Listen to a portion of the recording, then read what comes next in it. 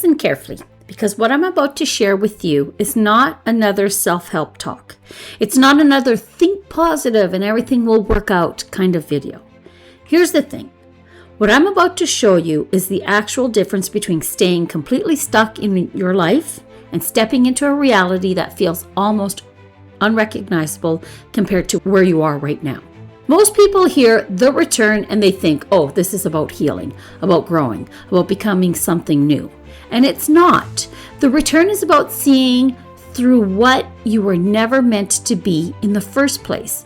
And once you see it, you can't unsee it. So let's get into it. Let me shift your perspective right now. And I mean really shift it. Because here's the thing most people never stop to consider. You are not consciously creating most of your life. You are repeating it.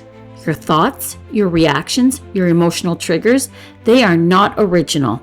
They are programs installed early in your life before you even had the cognitive ability to question them, reinforced over time through repetition. And now, well, they run automatically in the background of your mind like a software on a computer. So when you catch yourself asking, why does this keep happening to me? You're asking the wrong question, because the situation isn't the problem. The program running underneath it is. The real question, the one that actually leads somewhere, is this. What program is running that keeps producing this result? That's a completely different question, and it leads to a completely different answer. So what does this actually mean? Well, it means that most of your daily behavior, your patterns, your habits, your automatic responses, they're not coming from your conscious mind. They're coming from your subconscious, running in the background on repeat. And here's where the return actually begins. Not when you fix the program, not when you finally figure out the root cause, but the moment you see it while it's running. That split second of awareness where you catch yourself mid-pattern and think, oh, there it is again. That moment, that's where your power lives. Okay, let's go deeper. Most people are not ready to hear this. Your personality is creating your personal reality. Listen to that again. Your personality is creating your personal reality. So if your life looks the same as it did last year, the year before, 5 years ago, it's not because life is unfair. It's not because you haven't found the right strategy yet. It's because you are showing up the same. Same thoughts, same emotional reactions, same identity, same version of you. Different day, same result. Let that actually land for a second. Okay, because this is where most people stay completely trapped. They work really hard to change their life. They read books, watch videos, make plans, set goals, but they never stop to change the version of themselves who is creating that life. And here's the thing. You can't pour a new life into an old container. That's not how it works. The outside world is just a reflection of what's happening on the inside. So if you want a different reflection, you have to change what's standing in front of the mirror. The return doesn't ask you to wait until things get better before you feel different. It doesn't say change your life and then you'll feel like a new person. It flips that completely. It says become the new version of yourself first.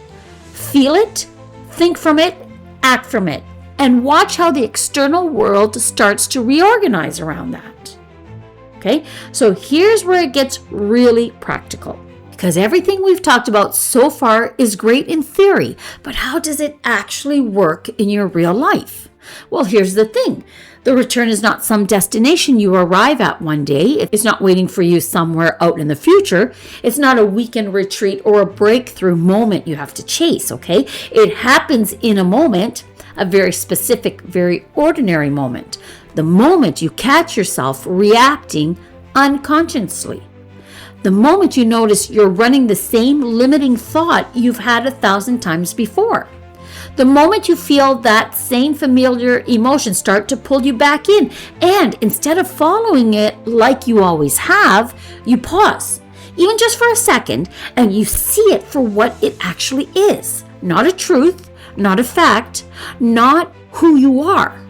A pattern, just a pattern, a well-worn groove in your brain that your mind keeps sliding back into because it's familiar. And the moment you see it as a pattern separate from you, it loses its grip. That right there, that is the return.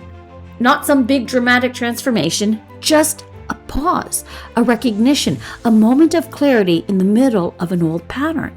And those moments, they add up and fast. So now you're probably wondering, okay, this sounds powerful, but how do I actually live this day to day? And that's a great question. Okay, let's get practical again. It starts with thinking differently. And I don't mean positively. I don't mean forcing affirmations and pretending everything is fine. Come on. I mean accurately. Here's the shift in how you approach your own experience. First, you stop asking, why is this happening to me? Okay, and you start asking, what version of me is creating this? Those are two very different questions. The first one makes you a victim of your circumstances, and the second one makes you the author of them. And that shift alone is massive. Second, you stop trying to fix your emotions and start observing them. And here's the thing, emotions are data. They're not commands. When you feel anxious, that's not a sign that something bad is definitely going to happen. It's a signal worth looking at. When you feel that familiar frustration rising up, instead of reacting from it, you get curious about it. And you say, here's that feeling again. What's that about? That little bit of distance, that's everything.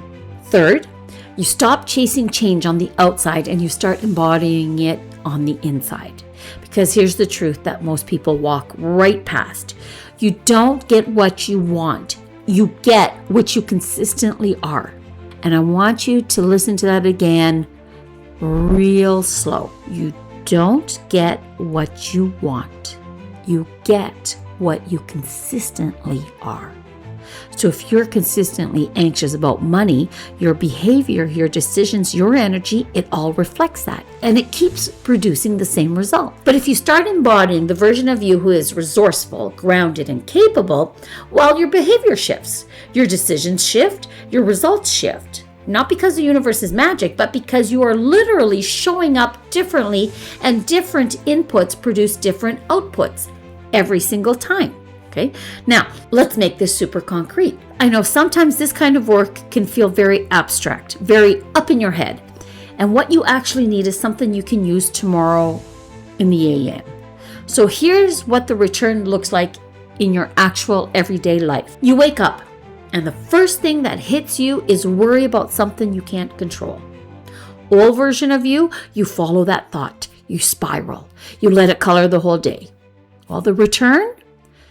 You notice it. You name it. There's that worry pattern again.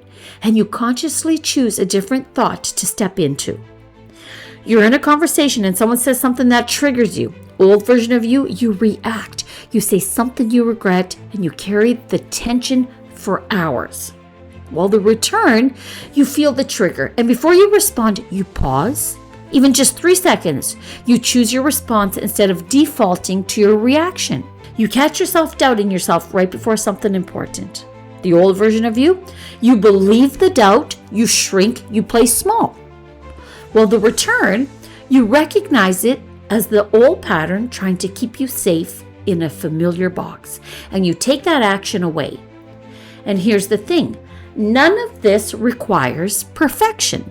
You're not trying to never feel triggered or doubtful or anxious again. You're just building the skill of noticing faster, of catching the pattern before it fully takes over. And every single time you do that, you're rewiring. Literally, neurologically, you're building new grooves, new defaults, a new baseline. That's the work, and it's available to you in every ordinary moment of your day. So, if this is all available to us, why don't more people actually do it? Well, here's the thing. The old identity is comfortable, even when it's painful. That might sound strange, but think about it. Your brain is wired for survival, not happiness, not growth, survival. And your brain, the familiar, feels safe. Even when the familiar is keeping you stuck, even when the familiar is an identity built around anxiety, self-doubt, or playing small, because at least it's known, at least it's predictable. The new version of you, the one who is calm, clear, confident, and free, well, that feels unfamiliar. And to your brain, unfamiliar can feel like a threat. So here's what happens. You get a glimpse of who you would be, you feel it, you get excited, and then boom, the old identity pulls you back. It tells you stories. This won't last. Who do you think you are? You've tried this before. And most people listen. They go back to familiar. They call it being realistic. But here's the truth. That pullback, that's not wisdom. That's just an old program doing its job. And the moment you recognize that, you stop fighting it. You stop arguing with it. You just don't follow it. That's the whole move. Not force, not willpower, not positive thinking. Just awareness and choice. So let's zoom out for a second. Because underneath all of this, the programs, the patterns, the personality, there's something else. Something quieter, something more stable. There's you. Not the conditioned version of you that was shaped by your environment and your early experiences. Not the reactive version of you that runs on autopilot. The actual you. The one that exists underneath all of that. And here's the thing. That version of you was never ever broken. It was just buried. Under years of programming, under layers of identity, under the noise of the conditioned mind doing what it was wired to do. The return isn't about becoming something new. It's about clearing away what was never really you in the first place. And returning slowly, moment by moment, to what was already there. That's the real work. Not adding more, not achieving more, not becoming more. Returning to the truth of who you already are. Because that version of you, it doesn't need fixing. It just needs to be seen. So now you're at a choice point. Not a dramatic one, a quiet one. You can finish this video, nod along, and go back to the same patterns, same thoughts, same reactions, same reality. That's always an option. No judgment. Or you can take one thing from this, just one, and start applying it today. Start asking better questions. Start noticing your patterns as patterns, not as truth. Start catching the moment before you follow the old program and returning. Not to something new, not to some ideal version of yourself that you're still waiting to become, but to what has always been there underneath it all. And that's the return. And it starts right now, in this moment, with this choice. If this landed for you, if something in here actually shifted the way you're thinking, don't just let that fade. Write down one pattern you recognized in yourself today. One. That's where the work starts. And if you want to keep going deeper into this, into how consciousness works, how identity shapes reality, and how to actually make lasting change from the inside out, subscribe to this channel.